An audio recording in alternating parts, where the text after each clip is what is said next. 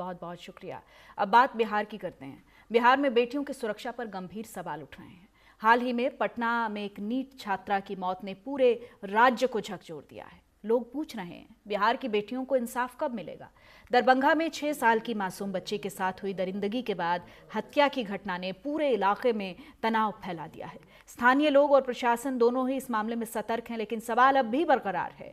पटना में 16 साल की एक किशोरी लापता हो गई और इस मामले में एसएचओ का शर्मनाक बयान लोगों को और ज्यादा नाराज कर रहा है। सुरक्षा के मुद्दे, समाज में बेटियों के प्रति बढ़ती हिंसा और प्रशासन की जवाबदेही अब हर मोर्चे पर सवाल बन गई है। विशेषज्ञों और सामाजिक कार्यकर्ताओं का कहना है कि बेटियों की सुरक्षा के लिए कानून का सख्ती से पालन और जागरूकता कार्यक्रम जरूरी है। तो बिहार में बेटियों की सुरक्षा को लेकर गंभीर सवाल खड़े हो रहे हैं। पटना में बेटियां कितनी सुरक्षित हैं, ये बहुत बड़ा सवाल है, क्योंकि नीट छात्रा की मौत के बाद हमने देखा किस तरह से बवाल हुआ, लगातार मांग उठी। अब 6 साल की बच्ची के बाद 6 साल की बच्ची की रेप के बाद हत्या हो जाती है दरभंगा में, और उसके बाद 16 साल की एक बेटी लापता हो जाती है, और उसके बाद जो एसएचओ हैं वो शर्मनाक बयान देते दिखते हैं। तो ये जो प्रशासन है ये अपनी जिम्मेदारी को क्यों नहीं समझ रहा है बेहतर तरीके से, क्यों पटना में बेटियां सुरक्षित नहीं हैं, ये एक गंभीर सवाल है। पटना में छात्रा के लापता होने पर सवालों में पुलिस। रामकृष्ण नगर से अचानक लापता हुई छात्रा, परिजनों ने पुलिस पर गंभीर आरोप लगाए हैं। आपकी बेटी ऐश मौज करके वापस आ जाएगी। पुलिस के शर्मनाक बयान के बाद राजनीति गर्मा गई है। विधानसभा में आरजेडी नेता सुनील सिंह ने इस मुद्दे को उठाया है। मुद्दा गरमाया तो डीजीपी विनय कुमार ने कार्रवाई का भरोसा दिया है। राजधानी पटना के रामकृष्ण नगर इलाके से एक नाबालिग लड़की के अचानक लापता होने के बाद हालात ऐसे बने कि राजनीतिक माहौल गर्मा गया। प्रशासन की कार्यशैली पर सवाल उठने लगे।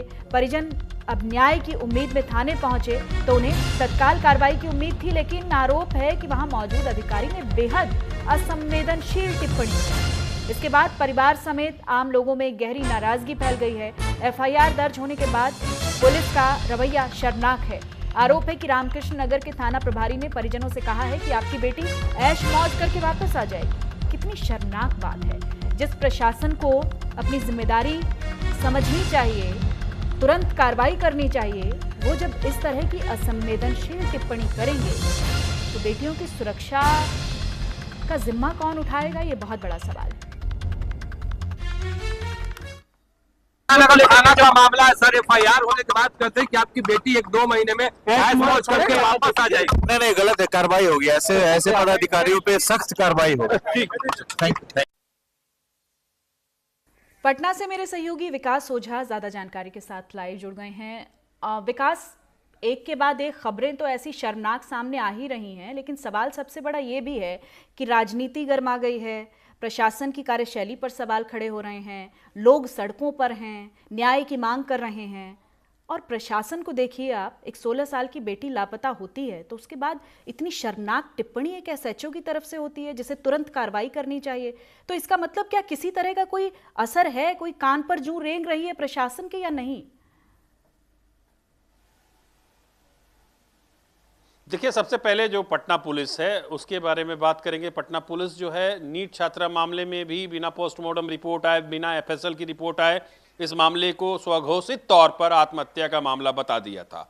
ये शर्मनाक बयान आया था, उसके बाद कार्रवाई करते हुए 2 थाना प्रभारी सस्पेंड किए गए। अब नया मामला ये आया है कि रामकृष्ण नगर थाना से जो है एक बच्ची गायब होती है, और जब उसके पिता एफआईआर रिपोर्ट लिखाने जाते हैं तो रिपोर्ट तो लिख ली जाती है, लेकिन दूसरे दिन जब उसके पिता वहां पहुंचते हैं तो एसएचओ का एक शर्मनाक बयान आता है कि जाइए 1-2 महीने में आपकी बेटी ऐश मौज करके लौट जाएगी। अब जब ये खबर जो बिहार लेजिस्लेटिव काउंसिल है, यानी कि बिहार विधान परिषद है, उसके एक मेंबर सुनील सिंह को जब मिलती है तो ये मामला सदन में गूंजता है। सदन में गूंजते ही इस पर डीजीपी का एक बयान आता है कि ऐसे अधिकारियों पर कार्रवाई की जाएगी।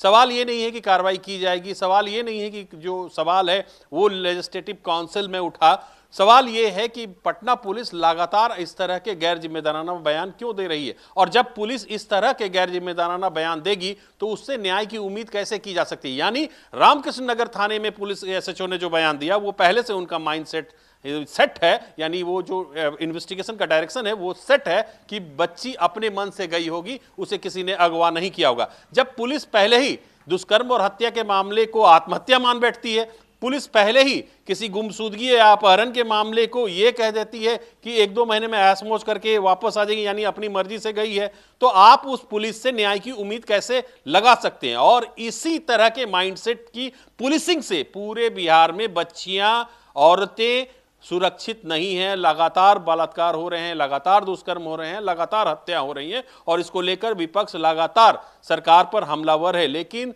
चीजें और तस्वीरें सुधरती नजर नहीं आ रही हैं। ऐसा लग रहा है कि पुलिस जो है वो अपनी ही थ्योरी पर काम कर रही है, यानी पुलिस में बैठा कोई शख्स जो सोचता है वही कानून है, वही नियम है और वही सच है। और इस माइंडसेट से बिहार में बच्चियों के अपहरण, बच्चियों के साथ दुष्कर्म और हत्या के मामले को अगर टैकल किया जाता है तो तस्वीर ऐसी ही सामने आती है। समझी जा सकती है कि पटना पुलिस या पूरे बिहार पुलिस की माइंडसेट कैसी है और इस माइंडसेट के कारण ही बिहार में महिलाओं और बच्चियों के साथ आपराधिक घटनाएं बढ़ रही हैं। सोनल, आप चूंकि विकास ये मामला पब्लिक डोमेन में आ चुका है, हम मीडिया में भी इस पर चर्चा कर रहे हैं, एसएचओ की तरफ से कोई प्रतिक्रिया आई है क्या? कोई माफी, कोई खेद उनकी तरफ से जताया गया है? आगे कार्रवाई का भरोसा दिया गया है बच्ची के परिजनों को?